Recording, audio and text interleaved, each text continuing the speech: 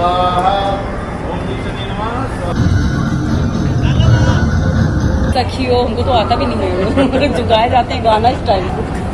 साथ नहीं घूमना है, बस पकड़ना है, नहीं तो बराबर।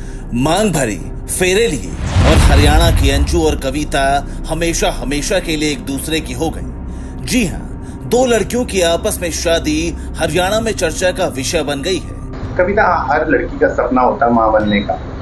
आपने इस विषय पे क्या कुछ सोचा? सर, ये हमारी पहले से ही बातें होती हैं, हम कैसे करेंगे, ऐसे करेंगे। जहां अंजू एक टीवी सीरियल में एक्ट्रेस हैं, वहीं कविता एक मेकअप आर्टिस्ट हैं। 30 साल की हो चुकी इन दोनों लड़कियों ने गुरुग्राम में आपस में शादी की।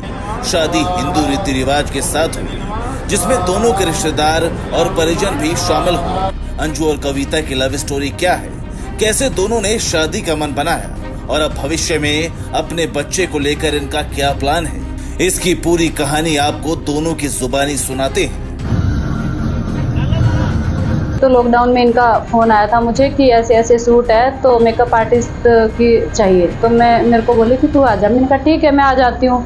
तो वहाँ 15-20-22 दिन का शूट था। तो मुंबई से भी आर्टिस्ट आए हुए थे। तो तब क्या कैसे हुआ, मतलब एक बोलते हैं ना कि हाँ उस दिन प्रपोज किया, ऐसा कोई एक दिन नहीं है। हमें ये नहीं पता कि हमें प्यार कब हुआ। तो इसका साथ में रहना, काम करना, इसका बिहेव इतना अच्छा था, व्यवहार इतना अच्छा इसका कि हर किसी को अट्रैक्ट कर लेती है अपनी तरफ। मिलते मिलते हम दोनों इतने मिल गए कि मैं इसको छोड़ने के इसके घर ही वापस आ गई। तो उससे हम दोनों का इतना लगाव हो गया, इतना ज़्यादा कि एक दूसरे के बिना हम रह नहीं सकते थे। इतना प्यार हो गया, इतना प्यार हो गया मुझे इससे। और ये मेरे से ज़्यादा मेरे को प्यार करती है। हकीकत तो ये है, बहुत ज़्यादा प्यार करती है, मेरे बिना रह नहीं सकती।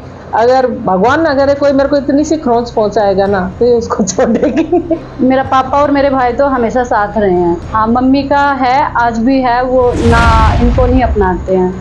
तो अभी थोड़ा घर आना जाना तो लगा रहता है, लेकिन मम्मी से मुलाकात नहीं होती है। समाज तो खैर आज भी स्वीकार नहीं कर रहा है, लेकिन हाँ हमें बहुत ट्रोल किया जाता है। लोग बहुत बुरा बुरा बोलते हैं ना, भाई को, पापा को, यहाँ तक कि छोटा सा बेबी है 1.5 साल का, उसको भी नहीं छोड़ते हैं। तो मैं कमेंट्स थोड़ा ऑफ करके रखती हूँ कि इनको थोड़ा ना लगे। तो बहुत पब्लिक तो मतलब ये मानो कि 50-60% हमें बहुत बुरा बोलती है, बहुत ट्रोल करते हैं हमें लोग।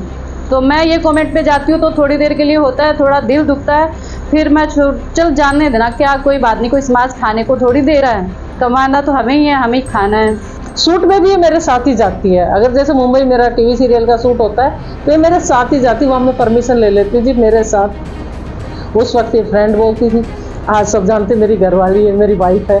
तो बहुत सारी लड़कियों को जब इनके साथ रिलेशन में आई ना, ये मानो कि सर 40% लड़कियां हमें मैसेज करती हैं, मैम हम भी आपकी तरह कपल हैं। तो हम क्या करें, कैसे करें। एक तो कपल है, उन्होंने शादी करी हुई है, बेबी भी अडॉप्ट किया हुआ है। तो मतलब बहुत सारे ऐसे कपल होते हैं कि हम क्या करें, आप हमारी शादी में आओगे। मैंने कहा आप बुलाइए कि आप हमारी शादी करवा दीजिए, घर वाले नहीं मान रहे हैं। तो मतलब बहुत सारे ऐसे कपल हैं जो सामने नहीं आ पा रहे हैं। कविता, हर लड़की का सपना होता है माँ बनने का। आपने इस विषय पे क्या कुछ सोचा? सर, ये हमारी पहले से ही बातें होती हैं, हम कैसे करेंगे, ऐसे करेंगे। तो हमने दोनों ने यही डिसीजन लिया कि हम अनाथ आश्रम से अडॉप्ट करेंगे। लड़का और लड़की जो होते हैं उनकी शादी होती है तो उनका तो भगवान का ये कहते हैं वरदान होता है। तो हम लोगों ने उस वरदान को या तो अडॉप्ट करेंगे अनाथ आश्रम से, या फिर आजकल वैज्ञानिक कहते हैं, विज्ञान ने बहुत सारी तरक्की कर ली है तो वो भी पॉसिबल है। तो ज़्यादातर तो हमारा यही है कि हम बच्चा अडॉप्ट करें। कमेंट करते हैं ना इतने गंदे गंदे कमेंट, हमें तो छोड़ो। जैसे हमारे भाई, इसका भाई शादी में आया, उसने सारी रस्म निभाई, तो क्या वर्डिंग थी आप हैरान हो जाए। कहते हैं इसका भाई भी ऐसे ही होगा, किसी लड़के से शादी कर ले।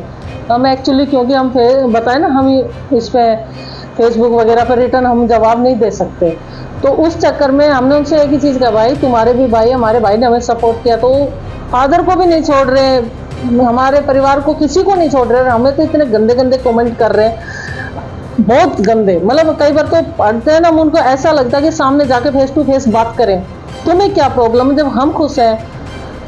मतलब तो मैं उनसे यही कहना चाहूँगी कि आप किसी को इस तरीके से परेशान ना करें, ट्रोल ना करें, क्योंकि हर किसी की अपनी लाइफ होती है और हर किसी को अपनी जिंदगी जीने का हक होता है। समलैंगिकों की इस प्रेम कहानी का आगे क्या अंजाम होगा कहा नहीं जा सकता, लेकिन इतना जरूर है कि इन दिनों समलैंगिक विवाह और संबंधों का क्रेज देश में कुछ ज्यादा ही बढ़ता जा रहा है।